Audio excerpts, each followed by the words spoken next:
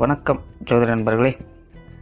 ஏற்கனவே ராசியை பற்றின முழு விவரங்களையும் பார்த்தாச்சு. அதாவது ஒவ்வொரு ராசிக்குமே என்ன மாதிரியான குணாதிசயங்கள் இருக்கும், எந்த மாதிரியான வாழ்க்கை அமைப்பு இருக்கும், என்ன மாதிரியான உறவு முறைகள் இருக்கும் அப்படின்னு விளக்கமாகவே பார்த்தாச்சு. அதே போல் லக்ன விவரங்களையும் பார்த்தாச்சு. ராசி அமைப்பை போலவே லக்னத்திற்கும் ஒவ்வொரு விஷயங்களும் எப்படி இருக்கும் அப்படின்னு தனித்தனியாகவே சொல்லியிருக்கும். பார்க்காதவங்க டிஸ்கிரிப்ஷனில் லிங்க் இருக்கும், செக் பண்ணி பாருங்கள்.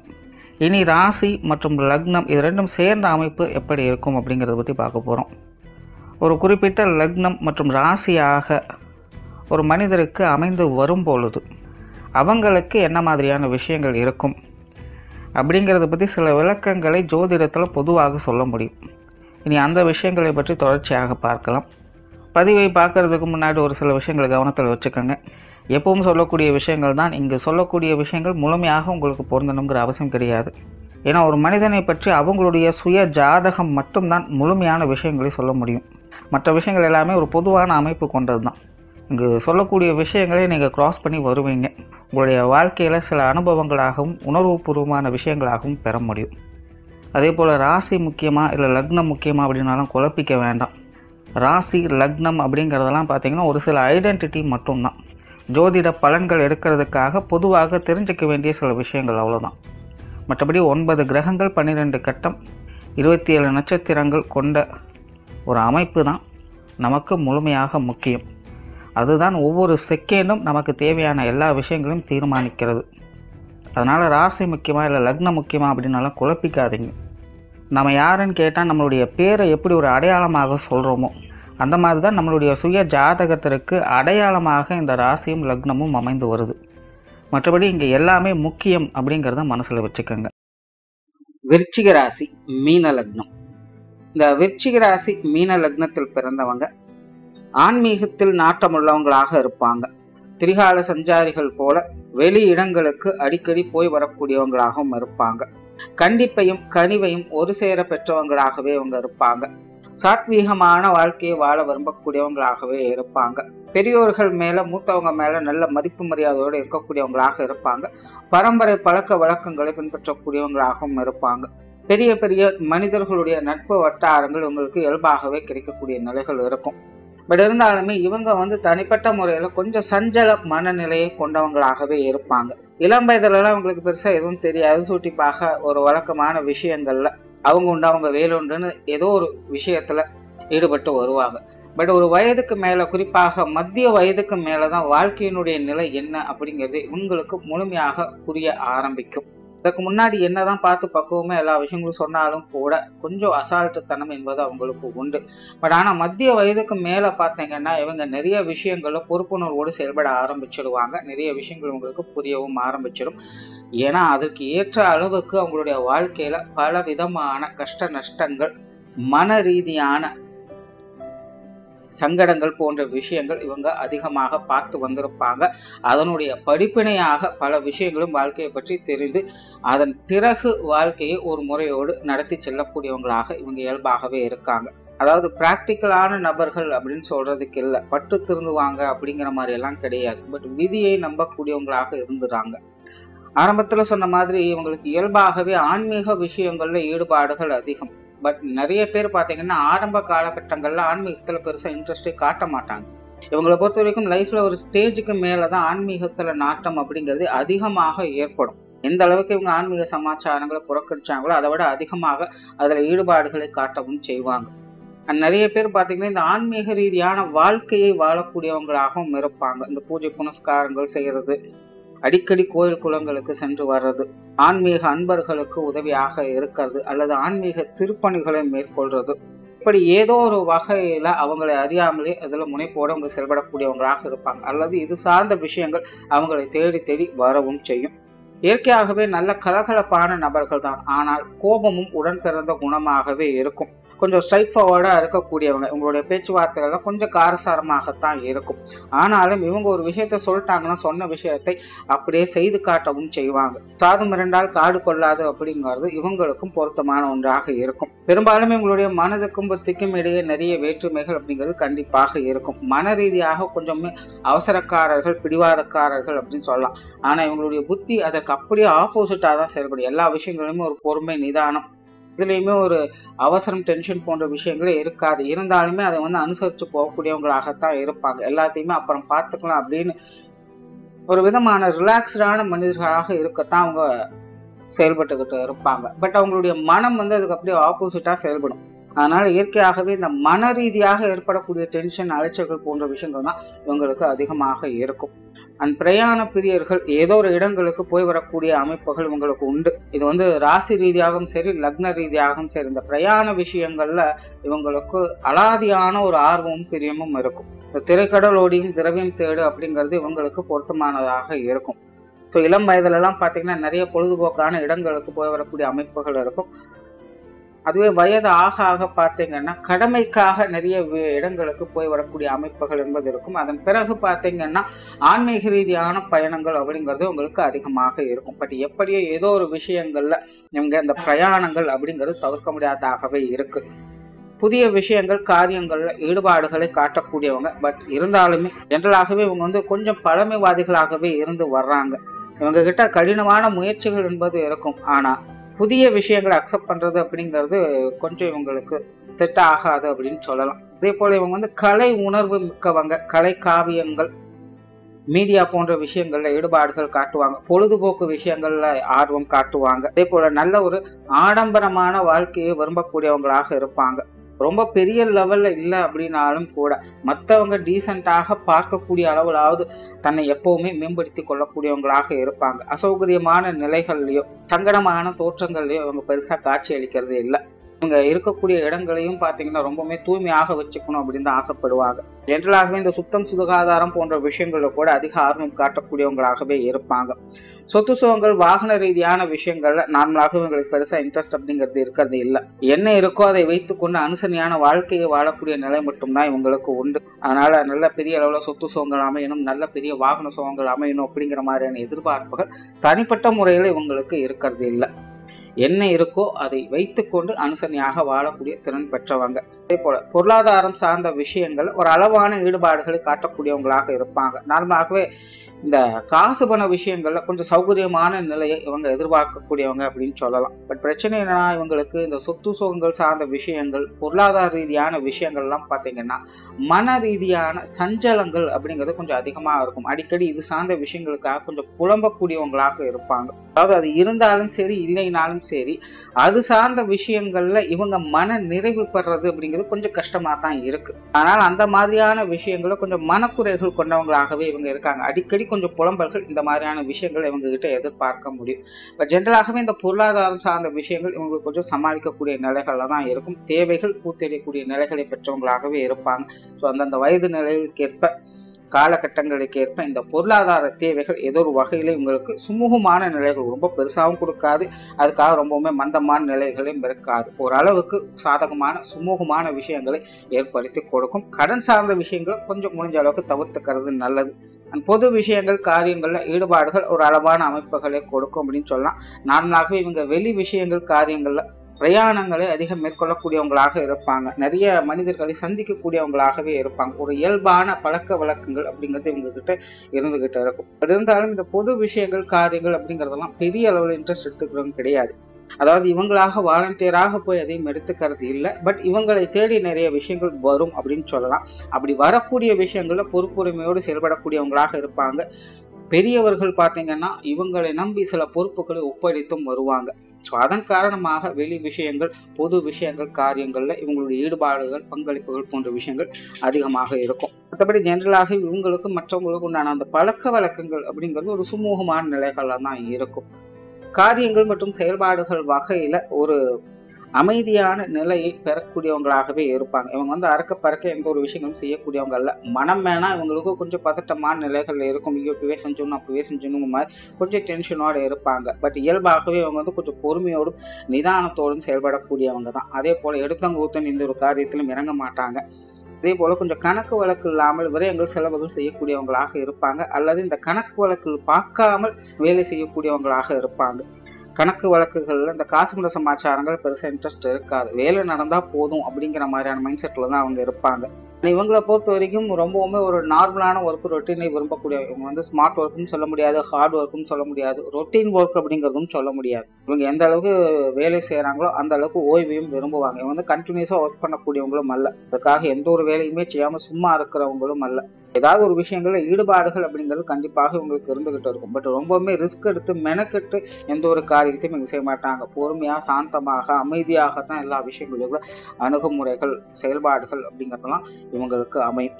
அது இந்த பதறிய காரியம் சிதறி போகும் அப்படிங்கிற நிலை இவங்களுக்கு முழுமையாக பொருந்தும்.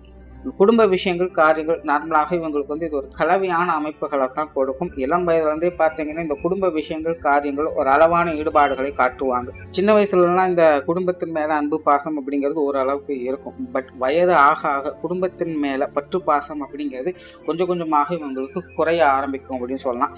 ஏன்னா இயற்கையாகவே இவங்க வந்து சந்நியாச நிலைகளை அதிகம் விரும்பக்கூடியவங்களாக இருக்காங்க. ஸோ ஒரு பற்றற்ற நிலைகளில் வாழக்கூடியவங்களாக இவங்களுக்கு வயதாக ஆக நிலைகள் மாறிக்கொண்டே போயிட்டு இருக்கும். அதனால் தனிப்பட்ட முறையில் இந்த குடும்ப வாழ்க்கையின் மேலே ஈடுபாடுகள் எதிர்பார்ப்புகள் அப்படிங்கிறதெல்லாம் இவங்களுக்கு ஓரளவுக்கு தான் இருக்கும். அப்படி இருந்தாலும் கூட அது ஏற்ற இறக்கங்கள் கொண்டதாகத்தான் இருக்கும். குடும்பத்துக்குள்ளே கொஞ்சம் காரசாரமான நிகழ்வுகள் அப்படிங்கிறது அடிக்கடி வந்து போயிட்டே இருக்கும். குடும்பத்துக்குள்ளே பேச்சுவார்த்தைகள்லாம் பார்த்தீங்கன்னா கொஞ்சம் கண்டிப்புத்தன்மையோடு தான் இருக்கும். பட் குடும்பத்தில் இருக்கிறவங்க எல்லாருமே பார்த்தீங்கன்னா குடும்ப கௌரவத்தை காப்பாற்றுவதற்காக போராடக்கூடியவங்களாக இருப்பாங்க. எக்காரண கொண்டும் குடும்ப கௌரவத்திற்கு எந்த ஒரு குறையும் வந்துடக்கூடாது அப்படிங்கிற ஒரு விஷயத்துல கண்ணும் கருத்துமாக இருப்பாங்க. குடும்ப உறவுகள் வகையில சுமூகமான அட்டாச்மெண்ட் அப்படிங்கிறது இருக்கும். அதாவது இவங்க வந்து ரொம்பவுமே உறவுகள்கிட்ட பந்த பாசத்தோடு பழகக்கூடியவங்க அல்ல. இயல்பான நிலைகளில் மட்டும்தான் பழகுவாங்க. கடமையச்சு பலனை எதிர்பாராதே அப்படிங்கிற ஒரு உறவுமுறைகளை தான் இவங்க கிட்ட அதிகமாக பார்க்க முடியும். பெற்றோர்கள் சார்ந்த விஷயங்கள் இவங்களுக்கு கொஞ்சம் சாதகமாக இருக்கும் அப்படின்னு சொல்லலாம். நார்மலாகவே பெற்றோர்களுடைய விஷயங்கள் காரியங்கள் ஈடுபாடுகளை இவங்க அதிகம் காட்டக்கூடியவங்க அப்படின்னு சொல்லலாம். ஏன்னா நார்மலாகவே வந்து இவங்க முதியவர்களை அல்லது இவங்களுக்கு வயது மூத்தவர்களை மதிக்கக்கூடிய அமைப்புகள் என்பது இவங்களுக்கு உண்டு. இயற்கையாகவே பார்த்தீங்கன்னா இவங்களை சுற்றி இருக்கிறவங்களாம் ஏதோ ஒரு வகையில் தன்னை விட வயதில் அதிகமாக இருக்கக்கூடியவங்களாக இருப்பாங்க. ஸோ அந்த வகையில் இந்த பெற்றோர்கள் சார்ந்த விஷயங்கள் எப்போவுமே ஒரு தனி ஈடுபாடுகள் இருக்கும். குறிப்பாக அப்பா சம்மந்தப்பட்ட விஷயங்களில் ஒரு தனி ஆர்வத்தை காட்டக்கூடியவங்களாகவே இருப்பாங்க. நிறைய விஷயங்கள் கொஞ்சம் எதிர்பார்ப்புகள் அதிகமாகவே இருக்கும். பட் இவங்களை பொறுத்த வரைக்கும் யதார்த்த நிலைகள் இருக்கிறதுனால இதெல்லாம் எதுவும் பெருசாக வெளிக்காட்டிக்க மாட்டாங்க. கடமை பலனை எதிர்பாராது அப்படிங்கிற மாதிரியான நிலைகள் தான் தென்படும். உங்களுடைய தாயாருக்கு வேலை சம்பந்தப்பட்ட விஷயங்கள்ல ஈடுபாடுகள் அதிகமாக இருக்கும். எப்பவுமே ஏதாவது ஒரு வேலைகளை இழுத்து போட்டு அவங்க செஞ்சுக்கிட்டே இருப்பாங்க. பொருளாதார நிலைகள்ல அதிகம் போற்றி பேணி காக்கக்கூடியவங்களாக இருப்பாங்க. அந்த மாதிரியான விஷயங்கள் உங்களுக்கு ஈடுபாடுகள் அதிகமாகவே இருக்கும். சமயோகித புத்திசாலிகளாக இருப்பாங்க. நல்ல பேச்சாற்றல் கொண்டவங்களாக இருப்பாங்க. விடாமுயற்சி உடையவங்க. சமாளிப்பு தன்மை அதிகம் கொண்டவங்களாக இருப்பாங்க. இந்த உடல்நலம் சார்ந்த விஷயங்கள்ல அல்லது மருத்துவ ரீதியான விரயங்கள் தொடர்புடைய விஷயங்கள்ல அவங்களுக்கு ஈடுபாடுகள் அதிகமாகவே இருக்கும். நட்பை அதிகம் விரும்பக்கூடியவங்களாக இருப்பாங்க. எல்லார்கிட்டையுமே கொஞ்சம் ஃப்ரெண்ட்லி நேச்சரோட பழகக்கூடிய அமைப்புகள் இவங்களுக்கு உண்டு. தந்தையை பொறுத்த வரைக்கும் ஒரு சாதகமான அமைப்புகள் அப்படின்னு சொல்லலாம். ஆனால் தந்தை வந்து கொஞ்சம் காரசாரமான ஆட்களாக இருப்பாங்க. இவங்களை போலவே இவங்களுடைய தந்தைக்கும் பார்த்தீங்கன்னா இந்த வெளி இடங்களுக்கு போய் வரக்கூடிய அமைப்புகள், பிரயாணம் சார்ந்த விஷயங்கள்ல ஈடுபாடுகள், ஆன்மீக ரீதியான விஷயங்கள்ல தொடர்புகள் போன்ற அமைப்புகள்லாம் நிறையவே இருக்கும். கொஞ்சம் அடிக்கடி மன சஞ்சலங்கள் பெறக்கூடிய அமைப்புகள் என்பது உண்டு. ஆனாலும் கொஞ்சம் காரசாரமான நபர்கள் தான் இவங்ககிட்ட பொறுமையை எதிர்பார்க்க முடியாது. சின்ன சின்ன விஷயங்களுக்கும் கொஞ்சம் கண்டிப்பாக அதிகம் காட்டக்கூடியவங்க அப்படின்னே சொல்லலாம். சுருக்கமாக சொன்னால் இவங்களுடைய தாயார் வந்து அமைதியான குணம் படைத்தவங்க. பட் இவங்களுடைய தந்தை பார்த்தீங்கன்னா அதுக்கு அப்படியே கொஞ்சம் ஆப்போசிட்டாக இருப்பாங்க. இந்த ரெண்டு பேருடைய கலவையில் தான் இவங்க இருப்பாங்க அப்படின்னே சொல்லலாம். உங்களுடைய தந்தை பார்த்தீங்கன்னா பெரும்பாலும் அவங்களுடைய சுய விருப்பப்படி தான் எல்லா விஷயங்கள் காரியங்களும் செய்து வருவாங்க. ஸோ அவங்கள மீறி எந்த ஒரு காரியத்தையும் செய்ய முடியாத ஒரு நிலை குடும்பத்தில் அவ்வப்போது இருக்கலாம். இந்த மாதிரியான விஷயங்கள்லாம் பார்த்தீங்கன்னா சில நேரங்களில் கொஞ்சம் சாதகமாக இருக்கும், சில நேரங்களில் கொஞ்சம் சங்கடத்தையும் ஏற்படுத்தும். இதெல்லாம் சூழ்நிலை சந்தர்ப்பங்களை பார்த்து அனுசரித்து போய்க்கிறது நல்லது. பட் இப்படி இருந்தாலுமே பெற்றோர்கள் மேலே இவங்களுக்கு மதிப்பு மரியாதை அதிகமாக தான் இருக்கும். அதிலும் குறிப்பாக அப்பா சம்பந்தப்பட்ட விஷயங்கள், எதிர்பார்ப்புகள், ஈடுபாடுகள் போன்ற விஷயங்கள் கொஞ்சம் அதிகமாகவே இருந்துட்டு வரும். ஆனால் உடன்பிறப்புகள் சார்ந்த விஷயங்கள் நார்மலாக இது ஓரளவுக்கு இவங்களுக்கு சாதகமாக இருக்கும் அப்படின்னு சொல்லலாம்.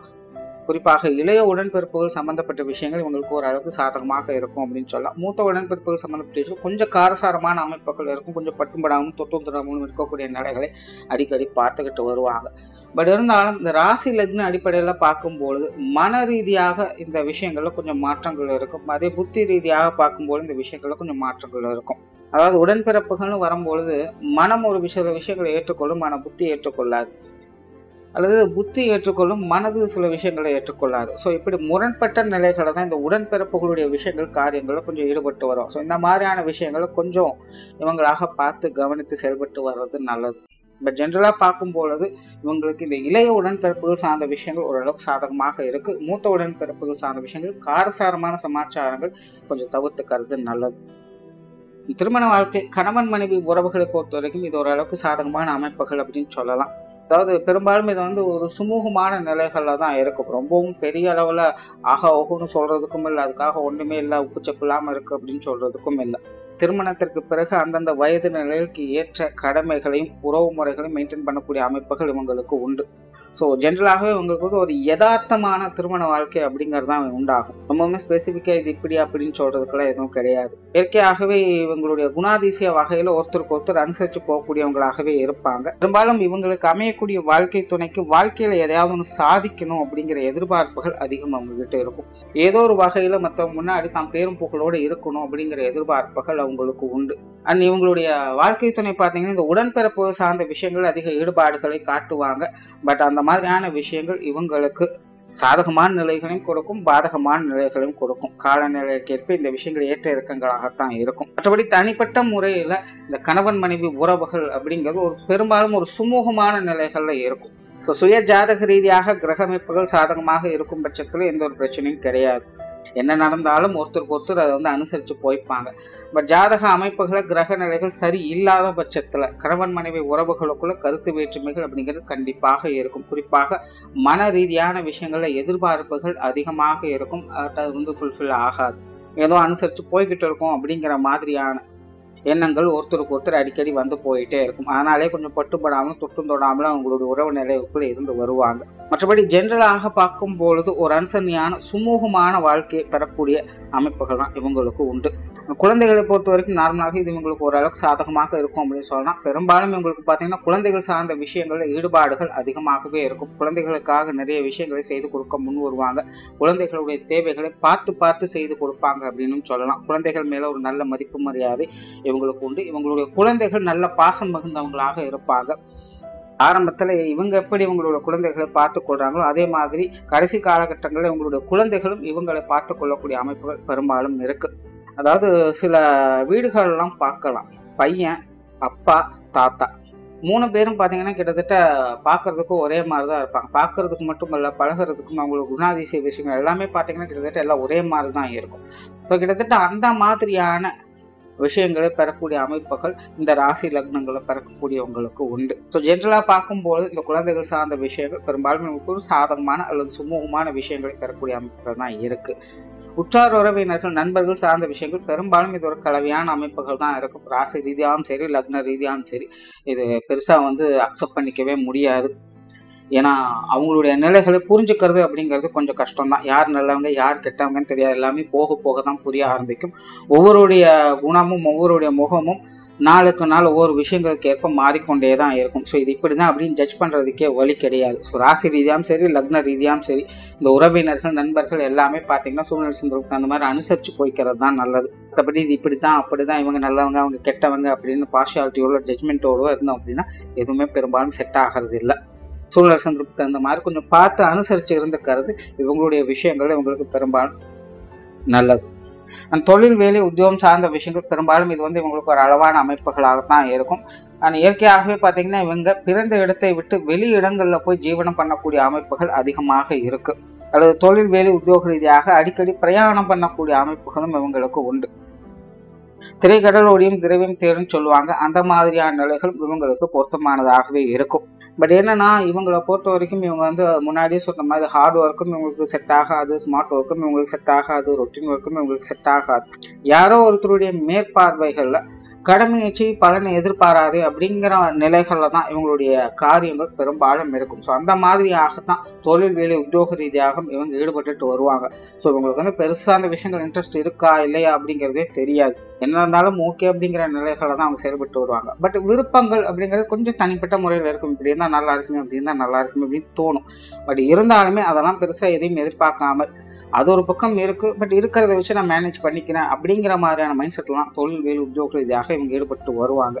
ஏதாவது சொன்னா இவங்களை பொறுத்த வரைக்கும் இவங்களுக்கு சப்போர்ட்டுக்கு ஒரு ஆள் இருக்கணும், மேற்பார்வையில் ஒரு ஆள் அப்படிங்கிறது கண்டிப்பாக இருக்கணும். ஸோ அவங்களுடைய டியூனிங்ல தான் இவங்களுடைய பெர்ஃபார்மன்ஸ் அண்ட் அவுட்புட் அப்படிங்கிறது எப்படி இருக்கும் அப்படிங்கிறதே பார்க்கணும். மற்றபடி தனிப்பட்ட முறையில் இவங்களுக்கு இப்படிப்பட்ட நிலைகள் அப்படிங்கிறதெல்லாம் பெருசாக இவங்களுக்கு எந்த ஒரு எதிர்பார்ப்புகளும் இருக்கிறது இல்லை. எப்படி இருந்தாலும் ஓகே அப்படிங்கிற ஒரு நிலைகளை தான் இவங்க செயல்பட்டு வருவாங்க.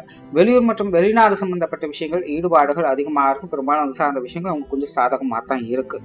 ஸோ ஓவராலாக இந்த விருச்சிக ராசி மீன லக்னம் என்பது பெரும்பாலும் இந்த ராசி ரீதியாக விருச்சிக ராசி அப்படின்னாலே கொஞ்சம் நெகட்டிவான ஷேட்ல தான் பார்க்கப்படும். பட் ஒரு சில விருச்சிக ராசிக்காரங்க அப்படி இருக்கிறது இல்லை. சில மாற்றங்கள் அவங்க கிட்ட கொஞ்சம் நல்லபடியாகவே இருக்கும், யதார்த்த நிலைகள் இருப்பாங்க. கிட்டத்தட்ட இந்த ராசி லக்னங்களில் பிறந்தவங்களுக்கும் அந்த ஒரு அமைப்பு தான். அதனால விருச்சிக ராசி அப்படிங்கிறதுனால கண்டிப்பாக மன ரீதியாக சஞ்சலங்கள் அப்படிங்கிறது தவிர்க்க முடியாது. ஸோ அந்த மாதிரியான விஷயங்களை மட்டும்தான் இவங்க கொஞ்சம் கவனமாக இருக்க வேண்டுமே இல்லாமல் மற்ற விஷயங்கள் காரியங்கள் பெரும்பாலுமே கொஞ்சம் சாதகமான அமைகள் தான் இருக்கு. ஆன்மீக விஷயங்களால மன அமைதி பெறக்கூடிய நிலை இவங்களுக்கு உண்டு. நன்றி, வணக்கம், வாழ்க வளமுடன்.